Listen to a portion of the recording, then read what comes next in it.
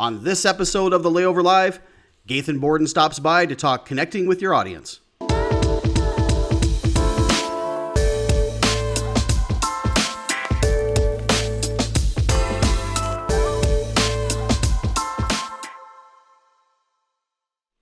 Hello, everyone, and welcome to episode 115 of the Layover Live, where we bring you the top article from the Layover each week. I'm Jason Swick, VP of Digital Marketing, joined by a special guest today, Gathan Borden, VP of Marketing at VisitLEX. So, Gathan, welcome to the show. Hey, hello, everybody. Welcome. Thank you. Thanks for having me. Yeah, we're super happy to have you here. And really, the theme of the day is connecting with your audience. The article of the day comes from Social Media Today, which is a really, really good article that came by way of Facebook's guide that they just came out with that talks about connecting with your audience. And when we're thinking about destination marketing, I think one of the most important aspects of destination marketing is really connecting with your target audience. And since many platforms today, especially across social media, are distributing that content based on things like shares and likes and comments. So connecting with your audience is critical to amplifying your message and making sure you get that in front of the right eyeballs. And a destination out there that's doing that really, really, really well right now is VisitLEX. And I'm joined today by Gathan Borden, VP of Marketing at VisitLEX. So Gathan, why don't you tell everybody a little bit about yourself? Yeah, well, I'm a 13-year industry vet in the tourism industry. So I started in 2007 at the Louisville Tourism Office as a marketing manager. Got promoted to director of brand marketing and advertising there after a few years, and then now I'm in Lexington, which is 60 miles east of Louisville, and so took on that role in July of 2015, and obviously just VP of marketing, so oversee the entire marketing function. So I'm in addition to that within the industry, so I sit on the Destinations Council Board for U.S. Travel. I've been an advisory committee member to a lot of national and tourism conferences like PRSA Travel and Tourism, E-Tourism Summit. So I've been around for a while. I'm like an old guy now, and I'm from Kentucky, born and raised. I'm a bourbon guy. So if anybody ever sees me at conferences, they know that I love to talk bourbon. So I love my bourbon, and that's me. Well, that's great. Yeah. If you, again, thinking about your area, right, it's horses and bourbon, man. So yeah, you're in the right spot, it sounds like. So, right.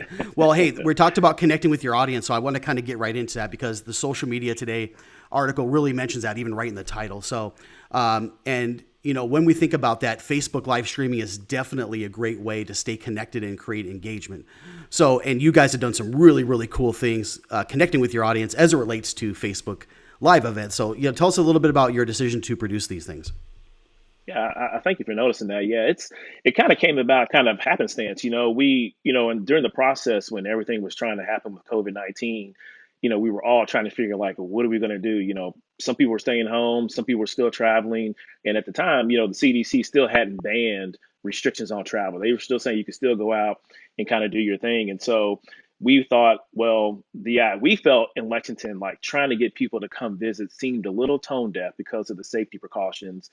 And we knew that people were going to be stuck at home and trying to figure out how they're going to entertain themselves. They got their kids at home, themselves at home, like what are they going to do? And so we actually pivoted quickly and changed our audience to really focus more about the locals within the audience because we saw with all the bans and restrictions happening, the tourism infrastructure was being decimated. You had bars and restaurants that were closing, hotels were laying off people, sales managers were now working front desk jobs. I mean, it was really, really bad. So we figured, let's be good stewards of the community. Let's figure out how we can support, a lot of our local businesses and local hospitality-based businesses. So we started with our horse farms, actually, surprisingly to no one. But we've got a group in Lexington called Horse Country that works on cultivating fans through the visiting of like thoroughbred farms, nurseries, equine medical care facilities. And we started doing virtual tours with them. And we started doing Facebook watch parties with just the virtual horse farm tours. And that kind of took off. We pitched that idea to the New York Times and we got featured in a story early on, what they called armchair travel. And so it was surprising to see Lexington within that mix of doing virtual tours. And we said, man, if we can do it with horse farms, we can probably do it with a lot of other businesses. So then we started thinking, well, what else can we do to really help the businesses grow? And so we started reaching out to a lot of our other hospitality-based businesses and trying to get content from them. Because for us, the idea of social was we didn't want to go dark. We were going to share inspirational content. but we weren't going to do any type of booking content, no type of travel planning content, no other travel funnel content was necessary this time. We just wanted to stay inspirational, break up your news feed from all the bad things at that time that were coming through, because we didn't know really anything about coronavirus at the time. So everybody was trying to get as educated as possible, and it was all negative stuff. So we were just like, man, let's just stay positive as we can. So it was inspirational content only, and then that wasn't going to sustain us long term. And so we looked at the idea of saying, well, why don't we just turn our channel just into Netflix, and let's just showcase every single business that we can within Lexington and just really help people out.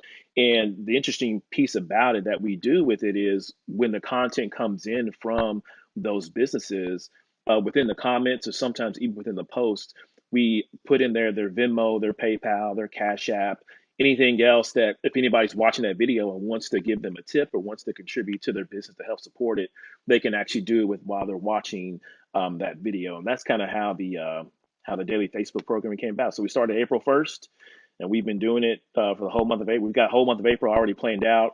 We actually talked earlier this week about what we're going to do for May. We'll probably scale it back a little bit in May, not do 5 days a week, maybe 3 days a week. But we've seen some really great consistency in there that people are really just enjoying it. Yeah. So, Gathan, I'm glad you're here. By the way, it's like talking to a friend on the show. Right, right. We've been friends for a while, and they're always inspired by your work. So yeah, I've tuned into some of those episodes myself, and definitely think they're very engaging. I've learned a lot, and even had my kids watch some of it with me. So I guess I want to hear kind of the how of this. How are you accomplishing this? Are you kind of just giving the tools to the partners to do it? You're obviously not probably at that business. So how's it done? Yeah. Yeah, that was the difficult part. I will say, because in the beginning, I was like, I'll just do it ourselves. We do all the social media in the house, which I actually still do all of our social, which still surprises a lot of people. But we started doing it, and I started thinking to myself, okay, I can't manage this stuff, and I know my strong suits, details and logistics are two things I'm really not good at. So I did actually have to pull in my ad agency to actually help, and so. What we did, there's another staff member on my team who actually works with our bars and restaurants. That is her main focus. So she actually sent out an email to the ones that we work with the most and said, hey, here's the idea that we're trying to accomplish. Within that email, we gave them some tips and best practices and ideas of what kind of content they could actually create. And we let that content up to them. We told them, once you're done, just upload that to either Google Drive, Dropbox, let us download it. Everything that we have lives in the Google Drive. So the daily programming sheet actually has its own Google sheet of every single day, what time of the day we're going to plug stuff in. Then we have a couple of other folders where all the content actually live, and we basically piece it all together. And some things come in from the partners. Some things we can just scour Facebook for that they've already used or they're currently using, and we kind of bring that into our mix as well. And the whole idea really behind it, when I was telling them this, was like a lot of our partners, they're not professional videographers, right? They don't know how to produce videos. They just know how to cook, make cocktails, do what they do for their business. And so I knew they were going to be a little bit nervous in it, but I told them, I was like, because as we've all heard, we're in unprecedented times, right? We had no real budget because our media spend is on hold. We're not spending any money. So, but I thought there was a really genuineness and a rawness to the video that I think really works well during this given time, because all of these businesses are all desperate to make things happen. And so I think having those raw emotions come out on the video and just making it as home video possible, was what we were going for. So they shot their own video, they sent it into us, we downloaded it, and we just put it up, and we kind of go from there. Yeah, really, really good stuff. If I think about, Gathan, over our last few episodes, right, we've talked about 3 different types of content that we're seeing DMOs create during this time, right? You were talking right there about some things that are more like informational content or utility, right? Being that great resource for the destination. And you found some really creative ways to do that. But really, I think of importance is providing, entertainment with destination content, which is something you guys have done a good job with too. And that's probably the hardest of the 3, I think, to produce. Now, your Facebook events do a great job of providing information on your partners while entertaining people at the same time. It's really awesome there. But, one thing I wanted to make sure we talked about was the recent Zoom call with the horse, right? So awesome idea, right? These Zoom backgrounds are like a new hot thing. So how was that idea even born? Yeah, it's well. I tell people all the time, man. I'm fortunate that I work with horses, and I'm tell you, there's anything ever trending out there, you can guarantee you, I'm going to find a way to do it with a horse. So that makes this job that much more fun. Um, but we're fortunate that we're surrounded by so many horses, and to your point there, Jason, we did do what a lot of other destinations did in the beginning. We did some Zoom backgrounds and got that stuff going. But if I take you back just a little bit, our overall content strategy, one of the things that we've really been focusing on for the last few years is advertising. We view that as the baseline, and so that means that's the bare minimum work that we should be doing to market Lexington. What we try to do throughout that fiscal year is to create these spikes of branded engagements and branded conversations around Lexington, so that while the advertising is running 10 months out of the year, maybe in month 3 and month 6 and month 9 we have a spike of conversation, and it's all built around some type of PR stunt that we create with these one-off content. So we did it with horses filming horses, where we put GoPros on horses. We did it with a horse walks into a bar comedic series, ASMR video.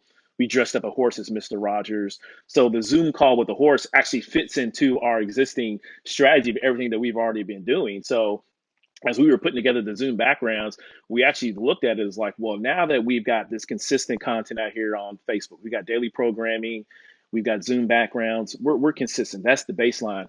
What can we do during this time to make it entertaining for somebody, to say, yo, what's going to be fun and lively that somebody will actually enjoy? And so we just sat around, we were throwing out random ideas, looking at all the videos that other destinations are doing. And then we just saw like everybody's doing Zoom, everybody's doing something with Zoom. We was like, man, let's just do a Zoom call with a horse. And so we took the idea to we're fortunate that we got one of the horse farms at Millridge Farm, like Price Bell. He's amazing. Every idea that we've ever come up with that's crazy, he's like, yeah, let's do it. So we called him up. We said, hey, let's do it. So we did a couple of dry runs of what that Zoom call with the horse would actually look like. We put it together in a week.